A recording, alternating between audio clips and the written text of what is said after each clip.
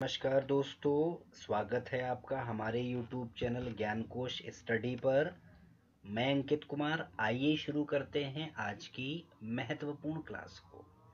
जी हाँ, CSS में हमारी सारी क्लास महत्वपूर्ण है क्योंकि CSS एक इम्पॉर्टेंट कॉन्सेप्ट है जिससे हम HTML में बेहतर तरीके से फॉर्मेटिंग कर सकते हैं। तो जी हाँ, आज हम CSS में सेलेक्टर्स के अगले टाइप को पढ़ेंगे। लास्ट कुछ वीडियोस में हमने आपको अलग अलग सेलेक्टर टाइप के बारे में बताया है उदाहरण के साथ में। आज हम एट्रीब्यूट सेलेक्टर को डिस्कस कर रहे हैं। आइए देखते हैं एट्रीब्यूट सेलेक्टर क्या है।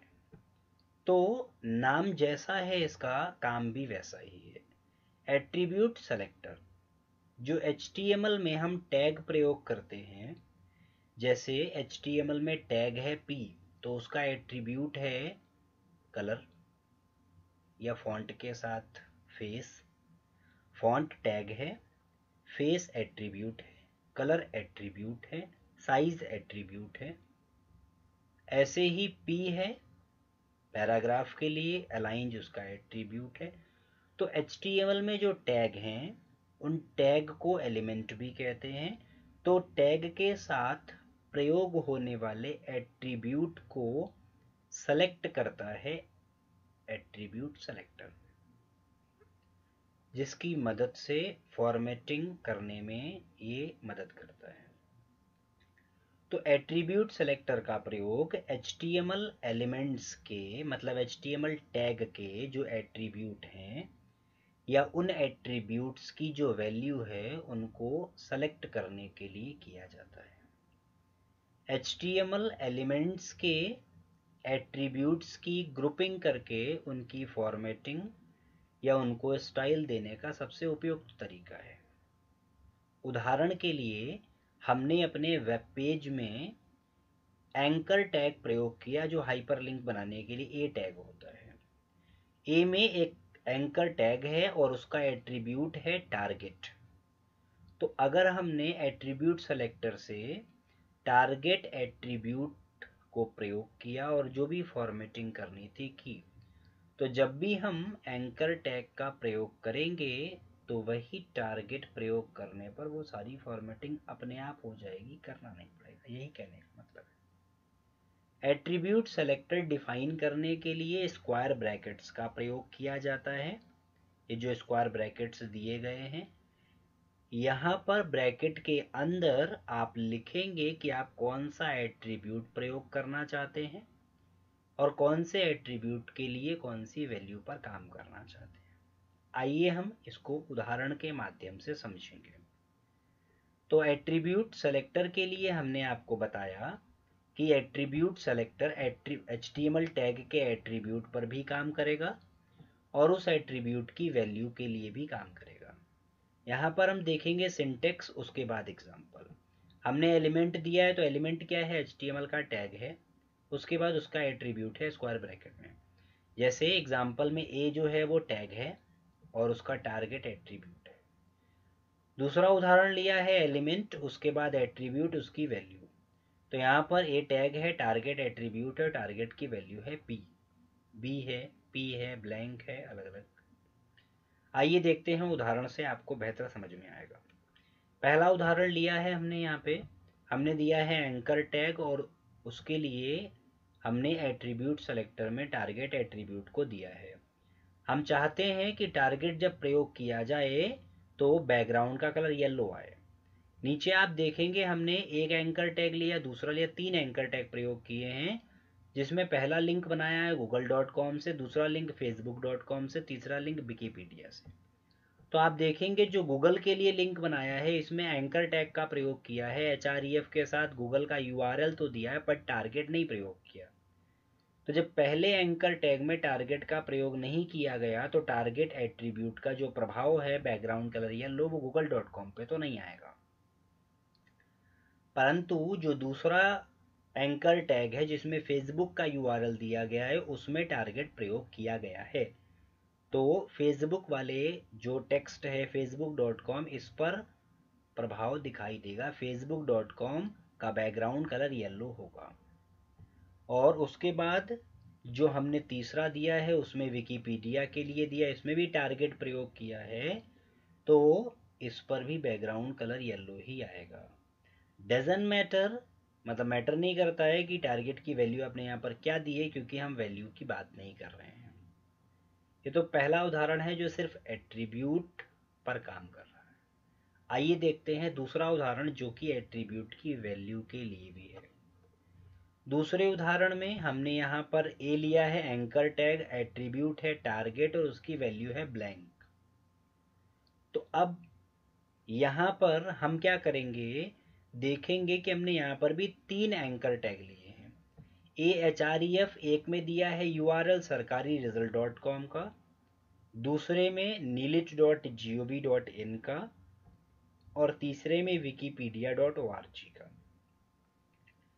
देखिए सरकारी result.com में तो टारगेट प्रयोग नहीं किया है, तो यहाँ पर तो इसका प्रभाव नहीं दिखाई देगा। लेकिन जो दूसरा एंकर टैग दिया है उसमें हमने टारगेट दिया है और वैल्यू भी ब्लैंक ही ली है जो ऊपर दी गई है।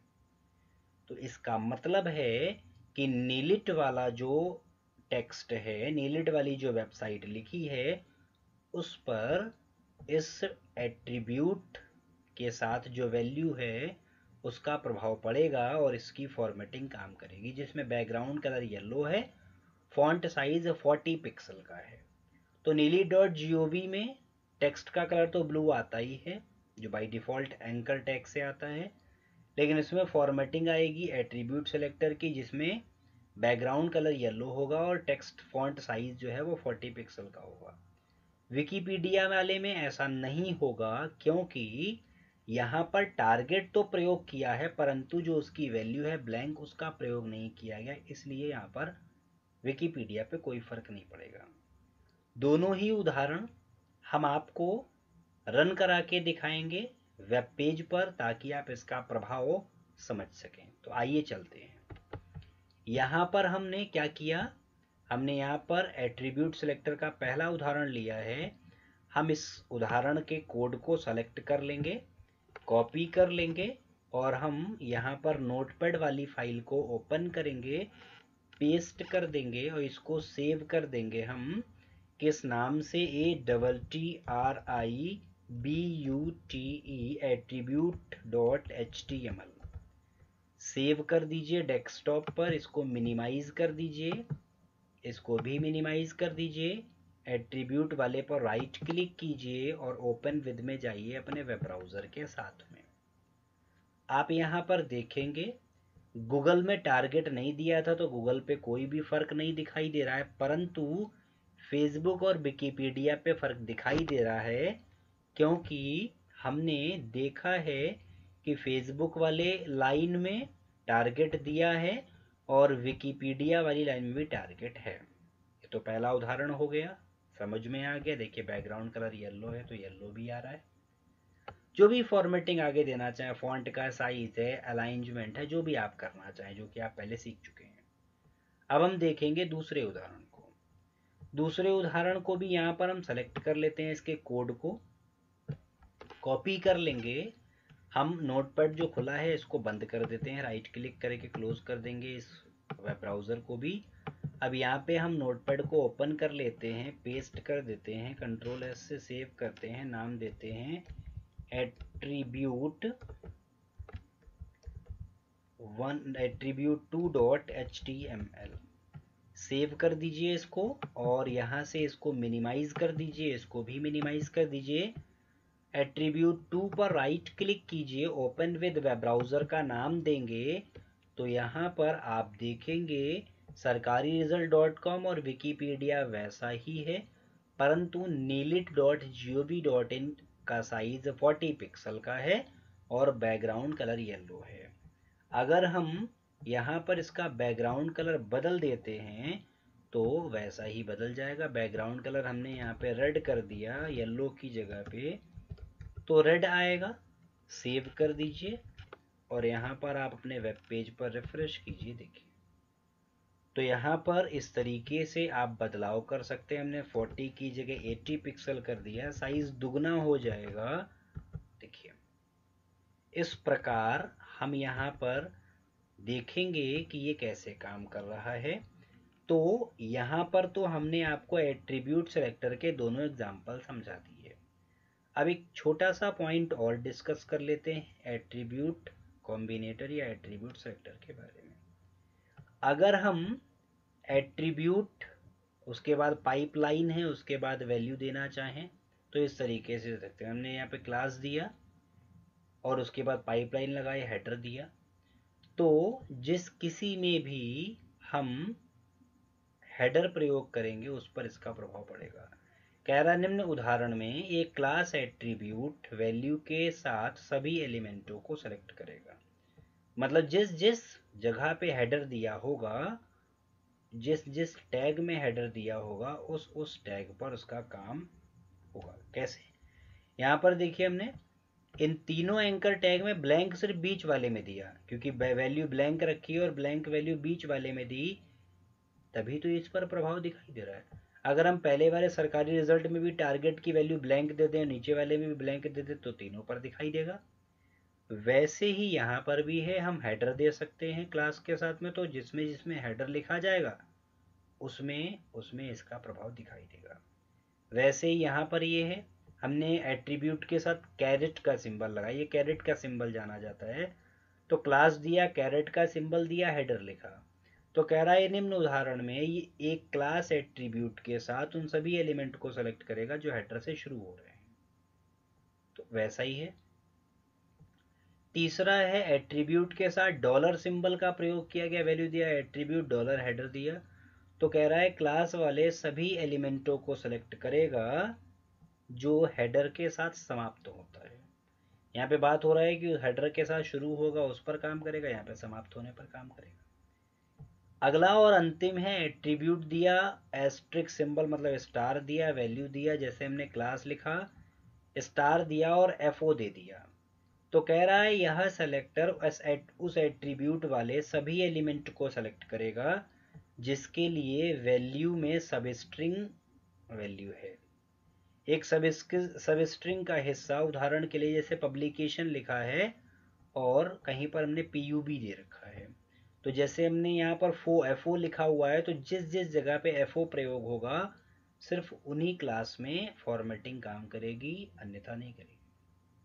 तो वही चीज है कि यहाँ पर जैसा हमने पीछे के पॉइंट में देखा है कि जहाँ जहाँ पे वैल्यू ब्लैंक होगी वहाँ वहाँ पे काम करेगा। ऐसे ही हम क्लास लिखेंगे तो क्लास में जहाँ जहाँ पे FO लिखा होगा या जो भी वैल्यू होगी उसके अकॉर्डिंग काम करेगा। ये चीज हमने आपको समझाई है। अगर एट्रीब्यूट सेलेक्टर से संबंधित कोई कंफ्यूजन है या कोई समस्या है, आप हमको कमेंट बॉक्स में कमेंट करके बताएं, हम उस समस्या का समाधान करेंगे। और कोई भी चीज़ नहीं समझ में आई हो तो बताइएगा। अगली वीडियो में अगले सेलेक्टर को डिस्कस करेंगे। अगर कोई समस्या हो तो ज़रूर बताएं। हमारे इस चैनल को सब्सक्राइब कीजिएगा, वीडियो को शेयर कीजिएगा। मिलते हैं अगली वीडियो में, तब तक के लिए नमस्कार।